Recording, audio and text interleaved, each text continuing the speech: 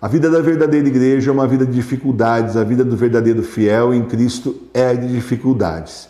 Se você se julga cristão, católico, e você não tem dificuldade nenhuma, especialmente com as coisas da fé, então cuidado, você não está no caminho certo. O católico carrega a sua cruz e é perseguido pelo mundo.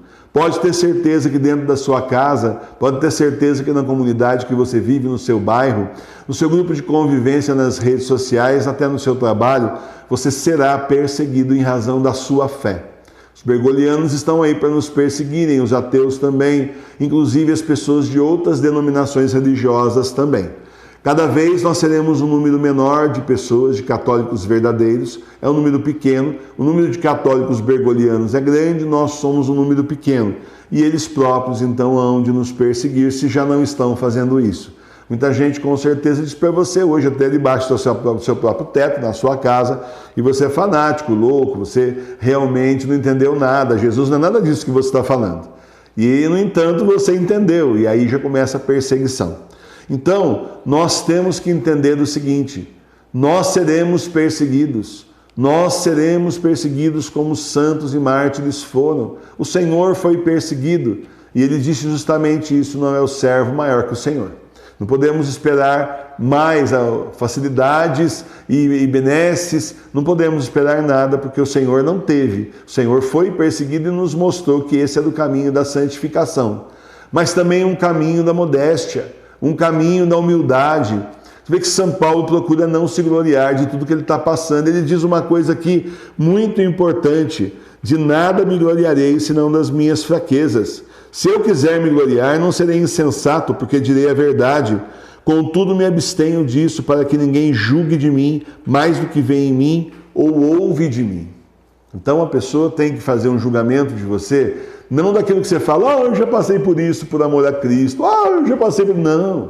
Não, isso não interessa, isso interessa só para Deus, que vê o seu sofrimento, o mesmo que você oferece ao Senhor. Se a gente começa a se gloriar das coisas que a gente passa, das tentações que a gente consegue vencer, tudo com a ajuda de Deus, então a gente já está se mostrando. Não é isso.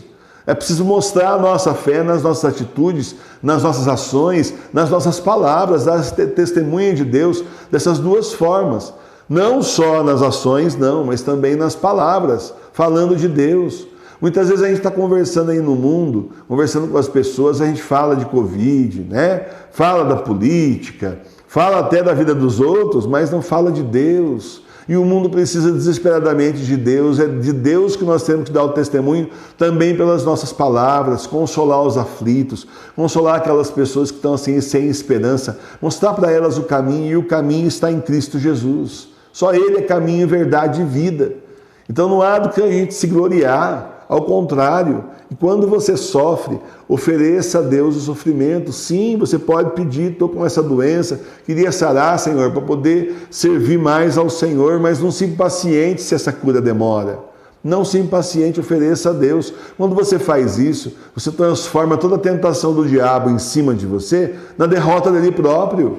Pois ele vai lá e tenta você para você se impacientar com Deus, esbravejar contra o céu, e você vai e oferece seu sofrimento a Jesus pelas mãos de Nossa Senhora, pela conversão dos pecadores, pelas almas do purgatório. Você acabou de tirar a vitória dele, certo? Ele estava pensando que ia te tentar. Você vai ver que diminui a tentação quando você faz isso também. Então, para finalizar, queria aqui lembrar, esse trecho é muito importante. E São Paulo pediu por 3 vezes que afastasse dele justamente esse aguilhão, que era um enviado de Satanás que esbofeteava. Resposta de Deus: basta-te a minha graça, porque é na fraqueza que o meu poder triunfa. A nós nos basta a graça de Deus. Saber que Deus está conosco, vamos confiar nele.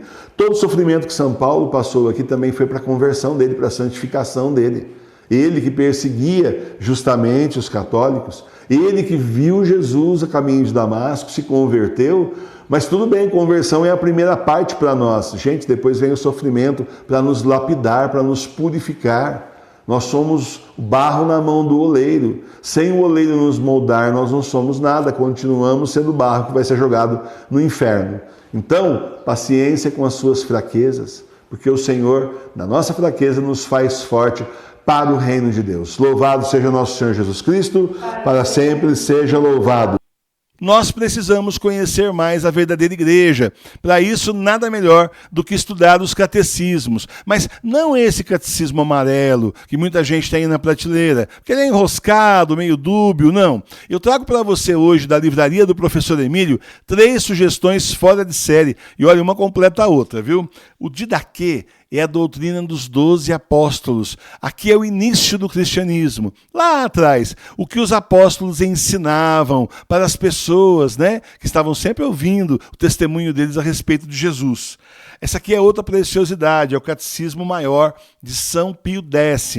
É um livro em forma de pergunta e resposta fora de série. Ele tem a pergunta a respeito da nossa doutrina, da nossa fé, e depois tem a resposta na frente, que é simples de entender. Você lê esse livro aqui assim fácil e vai poder consultar sobre os temas mais variados. Toda vez que você quiser, tiver alguma dúvida, tiver que debater com alguém ou ensinar para alguém a nossa fé. Por último, mas não menos importante, nós temos o famoso Catecismo Romano, que é lá do Concílio de Trento.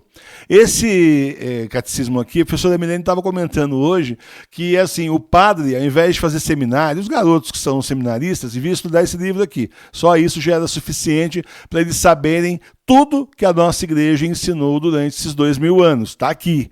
É fora de série. Esse aqui é um catecismo que, na origem, ele foi escrito para os padres, para eles poderem estudar. Então, é fora de série porque, assim, ele diz para você sobre a verdade da nossa fé, mas explica por quê. Então, por isso que ele é grossinho assim. Você vai lendo aos poucos, olha, a gente já tem até marcadores aqui de estudo. Então, você vai fazendo isso aos poucos e você vai entender melhor. E tem um índice também para você localizar as suas dúvidas e conseguir resolver. Olha, são catecismos fora de série. Nós temos lá, entra na nossa livraria enquanto ainda tem, porque são livros clássicos da nossa fé.